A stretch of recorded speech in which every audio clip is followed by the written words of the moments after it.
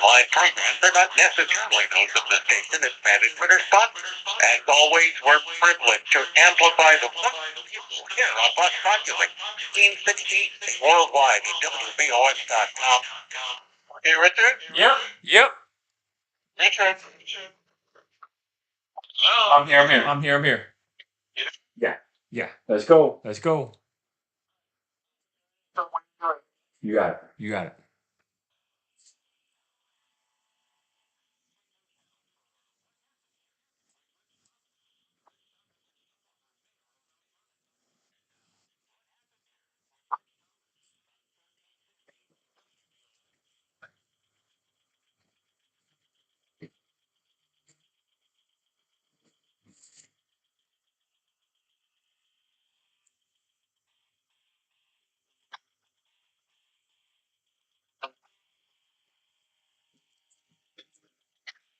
Welcome back. Welcome back. Welcome back.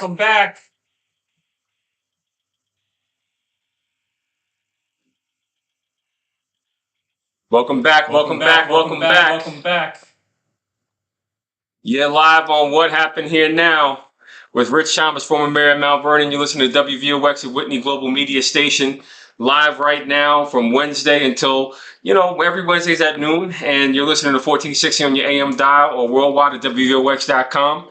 You can call in the show. We're going to have some open lines today discussing what's happening in the news, what's happening overall. And we're going to take some questions and comments. Today is an abbreviated show. I have some obligations to fulfill, personal doctor's appointment. For some of you that know, wound up injuring my foot this weekend during Memorial Day with the celebrations with the kids. So just got to make sure that when you keep up with them, you keep up with yourself as well. Thankfully, nothing's broken, maybe slight sprained ankle, but I can still play with a sprained ankle, as Drake famously said. If you want to call in, the phone number is 914-636-0110, 914-636-0110. Now, today's show, there's a lot to touch upon, a lot to discuss, but the first we have to do is pay our respects to our father here at WVOX, a godfather of sorts, Bill O'Shaughnessy, who passed away this weekend at his home in Connecticut. He has a very strong and storied career in broadcasting, publishing, and media, and he has given voice to the voiceless for so many years. And I was talking earlier this morning with some people at the station about the role he played in helping me get on air starting in 1996 when I was in high school. He offered up airways to even young people like me, many years ago, depositing confidence and exposing many of us to how you can, attack issues in a very different way. And what does that mean? That means, if there's a challenge, you discuss it. You don't have to go out and do something foolish. You can go out and explore the issue, examine all sides of it to make sure you not only understand it, but you create consensus around solving the problem, but also really getting at the truth of the problem. And that's something that I know we will all miss. My family's heart goes out to the O'Shaughnessy family. We know that the family has the funeral today. I heard about the broadcast that was done yesterday where lines were open for over 6 hours, led by Don at the station, who did a phenomenal job at remembering and celebrating the life and legacy of Bill O'Shaughnessy. He has so many different books. I recommend that you all go out there and either find them online or pick them up, because there's a lot of wisdom in those lines that he has written. So definitely a real captain of industry has left us. He lived a long, great life, and I wish that there was more time to celebrate with him. The last time I was able to talk with him was during the St. Patty's Day affair, where he still, maintained that booming voice, that electric smile, and that stellar hair. He had this just great white bushy hair, not bushy, but it was always like perfectly kept. And his questions, there's nothing you can get past him. He knows how to get, and that's one of the great things I really did appreciate about Mr. O, is that he knew how to ask a question, and not just a question that you would expect. It's a question that forces the person being interviewed to really speak. not speak around the issue, but speak to the issue and through the issue. And he had this very disarming, charming way of putting things and not let you wiggle around the answer that he's trying to get at. And he did it in such a debonair, velvet glove manner. But I can only tell you that those St. Patty Day celebrations where he would, welcome everybody as part of the WVOX family. And he would invite all the different hosts and the guests to come and celebrate, have a great, joyous time to discuss and reflect. Those moments are truly memorable, and I look forward to hearing some of those over the years as we do some Throwback Thursdays. Maybe there could be, a segment or so where we get to revisit some of those St. Patty's Day celebrations where Mr. O is interviewing people, and I think that that's a great oral history, even a challenge for the New Rochelle Library to think about curating because of the role and the relationship broadcasting has played in the region, especially in New Rochelle being one of the homes of the studios of the American Bandstand, where Mount Vernon's Dick Clark was the host and gave rise to, a lot of different types of social conversations, advancing the agenda of democracy and liberty by, making it normal for race relations to kind of interact through music. But that's a different topic that we can certainly explore at another time. But again, the phone lines are open at 914-636-0110 if you'd like to call in and discuss some of the topics that we're going to be going through. And in the news, as you know, there's a lot going on following the wave of violence entering the Memorial Day holiday with the mass shooting in Texas, and the news that has come out that the police has admitted to some serious missteps, and the chief of that responsibility made the call that police officers should not go in and they should wait, going against all active shooter training. Now, being in a position where, I was in a place to, oversee those that would have responded, I can only tell you how ashamed and how upset I am that the person that was in charge of the scene at Uvalde Robb Elementary School made the decision to hold back. I can only tell you that was the wrong decision, and the instincts of the parents and the instincts of the Border Patrol to finally reject what they were being told to stand back and stand down was the right decision to make, to disregard that order, because it went against all training. And for this person to not be held accountable, it sounds like the steps are being taken to hold him accountable. But I just want to express my dissatisfaction, my disgust, and how much of a disgrace it was for the head of security at the school to make the call to stand back, stand down while they waited to see what happened. I mean, it was just, that was the worst decision that could ever be made. And I just feel so bad for all the families, those that lost, those that have kids traumatized. All of our kids are traumatized. I mean, that situation in Texas touched all of us in many different ways. And as you've seen, it has sparked and prompted changes in different types of laws and debates around gun control. Gun control being in New York, where they're looking to raise the age, even add requirements for micro etching in weapons when bullets are discharged. This way, the bullet can be traced back to the actual gun it was discharged from. Some of these ideas are new, some of them are not so bad, but the conversation needs to result in some kind of action, and that's one of the things that I know that we are all going to eventually get to. But it seems that the first thing that everyone agrees on is mental health is something that needs to be invested in. It seems to be a current theme, not just in Texas, but in New York, where mental health is playing a tremendous role in even subway safety or lack thereof. There needs to be a real investment in subway safety.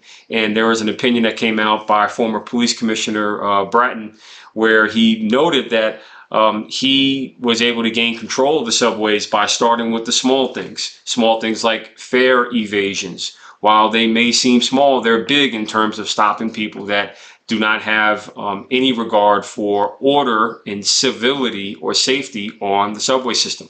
So by stopping the problem before it got worse was one of his first methods of gaining control of the system. And that's something that is worth revisiting. And his call and challenge was for the prosecutors in New York City to begin prosecuting fare evasions again, so that you have a signal sent that, you know, the nonsense that we're seeing in the subways will not be tolerated at the most smallest level.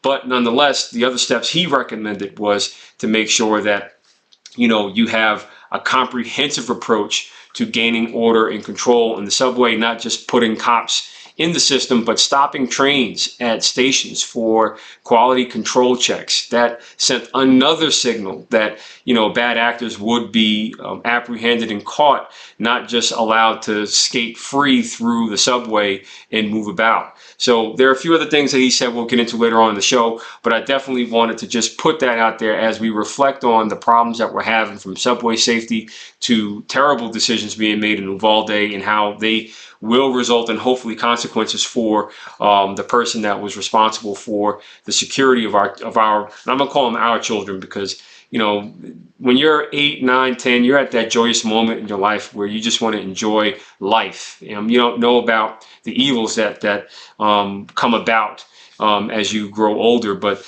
the reality is, the person that made the call in Uvalde to stand down, stand by, is something that is just truly horrific. And it looks like steps are being taken to hold that person accountable, but we'll see as things develop. But what I can get back to is that you're listening to What Happened Here with Rich Thomas on WVOX. Don't change that dial.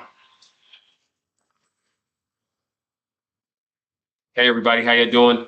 We have a shortened show this week. We will be back in full swing next week with our regular program of guests. But today is just open lines. If you want to call in, you have any questions. I'm going to touch upon some stuff in Westchester County, so that you know that we have some things in the news that I think are interesting, from the recent announcement of charges in the Kayla Green case. There's another case that came up with a finance director in the Hudson Valley of a nonprofit that embezzled some money from the nonprofit that they oversaw. And looking forward to talking through some of these issues. Now I'm just going to leave you with the commercials for a moment. Going to have a quick check of what's going on, you know, not only in the news, but you know, what's happening, what kind of comments we're getting online. So you guys just keep pouring them in, and know that, you know, we right here, and we're going to be back with our full show next week. So today will be a half show. Put your questions, share your Memorial Day efforts, your Memorial Day celebrations. Let us know what you thought. What did you do this Memorial Day? And know that, you know, I'm looking forward to engaging you guys next week with our full show and guest next week. So just hang on right there. Work for you on the work is no longer a thing. Let's work remote. Let's begin you off to 40 hours a week, or leave the company. That's your Fox Business Report. I'm Steve Rappaport, invested in you. Hello, this is Joe Cordell. Cordell & Cordell is a firm that practices family law exclusively. We focus on only one area of law to maximize our strengths and effectiveness. As advocates for clients that have everything, saving, and most importantly, for children.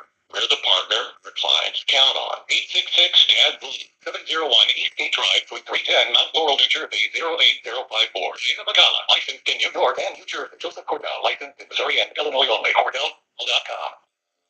Business owners, proprietors, and savvy managers who really know the county know that WVOX is now more than ever a smart, effective, and economical way to reach homeowners, doers, and activists in Westchester and the Bronx. To broadcast your theme or unique message, call Judy Fremont or David O'Shaughnessy to inquire about our reasonable, affordable, local advertising rates. Established by the O'Shaughnessy family, which considers VOX a labor of love. They are certainly dedicated to it. Call Judy or David O at 914-636-1460. It's easy to get on the radio and have your voice heard. Okay, Richard? All right. I'm here. I'll put you on the air whenever you're ready. You got it. All right, everyone, we're coming back.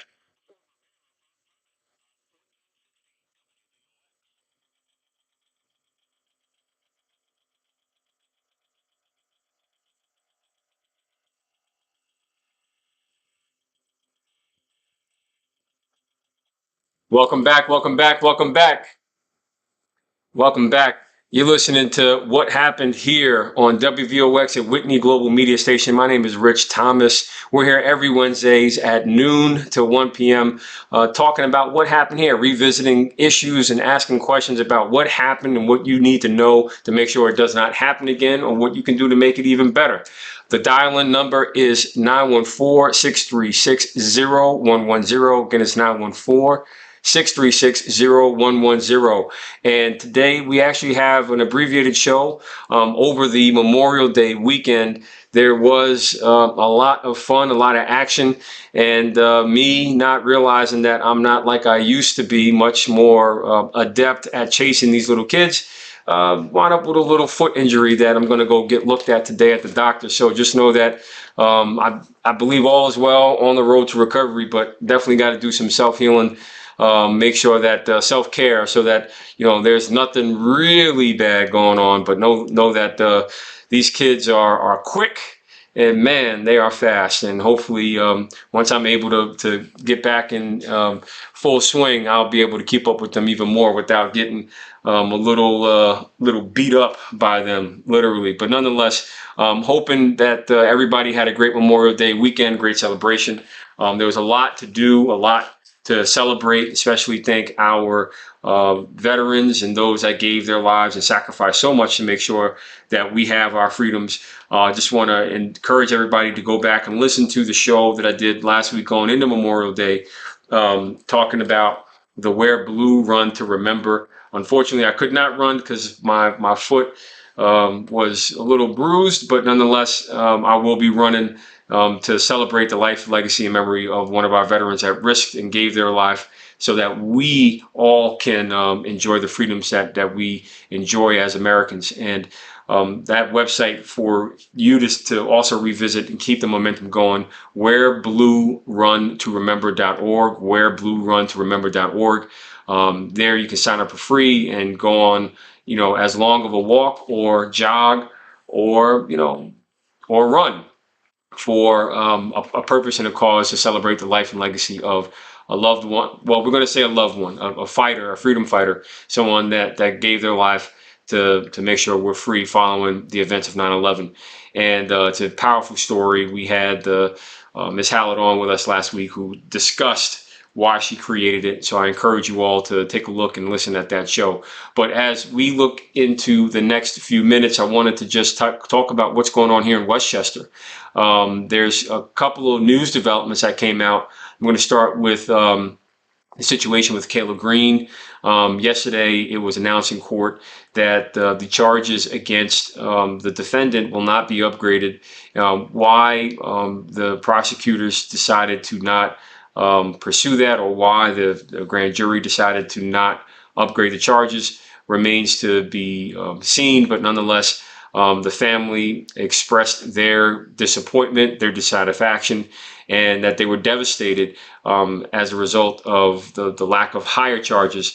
But nonetheless, the process of justice continues to move on, and that's something that I know in late August we will see this case again in court. So everybody stay tuned until August 30th to find out whether or not the investigation will expand into the others. This was my concern, speaking as a former mayor, is that there were other actors and enablers of the hate that took place following the parade, where Kayla Green was fatally stabbed by her bully, or alleged bully, excuse me. And I want everyone to think about, how this applies to, across the board. You have to stop hate before it gets worse.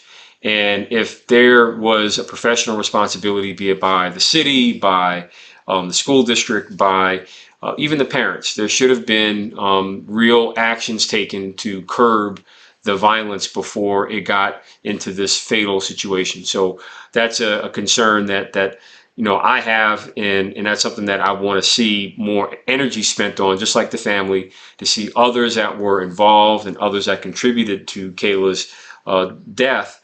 The family wants to see those people eventually prosecuted if they had a criminal negligent role in the matter, or at least held to some form of accountability for not doing enough to stop the violence before it got worse. And there was a situation. There's a situation in Westchester that came up that also caught my attention, and also gave me a fresh set of courage, not courage, confidence, that the Westchester District Attorney's Office is looking at all sorts of things. And one of the things is a situation that happened at a regional nonprofit that focuses on caring for vulnerable populations. Their ex-finance director was charged with embezzling over $700,000.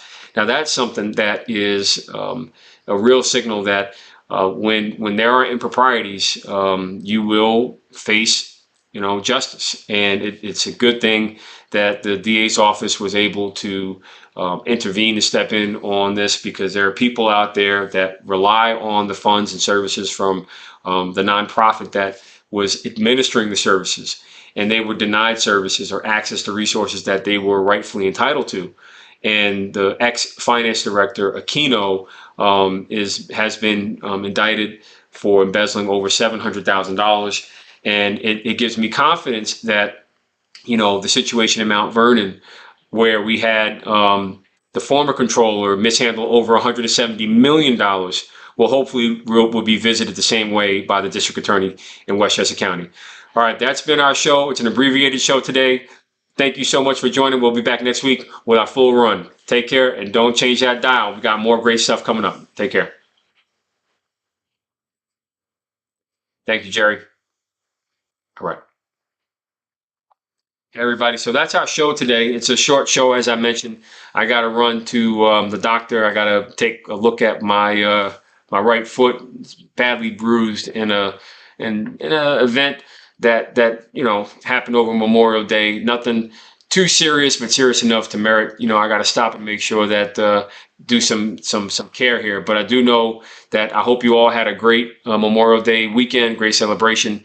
And again, what happened here, there's so much to go on. I look forward to talking with each of you and all of you as we go forward in the week. Don't forget to like and subscribe, but also deposit your questions to follow up. So many different things to go into. But again, that last news about the DA's office going after their ex-finance director for that Hudson Valley nonprofit is a big signal that the district attorney is active in looking at these crimes committed against vulnerable populations, especially white collar ones. So I'm eager to see if there will be any action taken by the Westchester County DA against Mount Vernon's ex-finance director, to see if there will be any accountability held for mishandling over $170 million. I mean, you have $700,000. Hopefully there's some action being taken over the $170 million that was mishandled in Mount Vernon. So that's just the tip of the iceberg. But look, you take care. Hope everybody has a great rest of the week, and look forward to